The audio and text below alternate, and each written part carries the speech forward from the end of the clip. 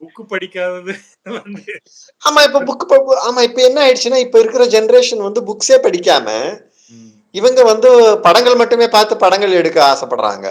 படங்கள் மட்டுமே பார்த்து படங்கள் எடுக்கிற தலைமுறையோட கோளாறு என்ன அப்படின்னா, படங்கள் என்ன பண்ணாலும் கடைசியில வந்து ஒரு படம் வந்து ஒரு ஒரு மனுஷனோட உள்ளார்ந்த இதயத்த வந்து அது டச் பண்ணாதுன்னு நான் நினைக்கிறேன்.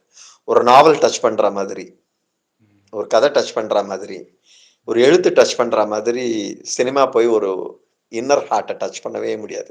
சோல் ஒரு மனிதனோட ஆன்மாவ வந்து அது டச்சே பண்ண முடியாதுன்னு நான் நம்புறேன். அந்த இடத்துல வந்து அது லிட்டரேச்சருக்கு மட்டும் தான் அந்த ஸ்பேஸ். ஏன்னா அப்போ ஒவ்வொருத்தரும் ஒவ்வொருத்தரும் அவங்க லைஃப் அந்த ஸ்டோரிய they can visualise however they want. ம்.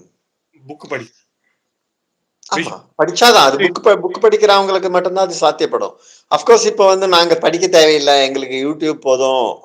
நாங்க வந்து படங்கள பார்த்தே போதும். எங்களுக்கெல்லாம் நாங்கலாம் படிக்க மாட்டோம் அப்படிங்கிற ஒரு வீம்பு ஜெனரேஷன் ஃபார்ம் ஆயிடுச்சு. இந்த ஜெனரேஷன் வந்து அழிவு நோக்கி தான் போகும்.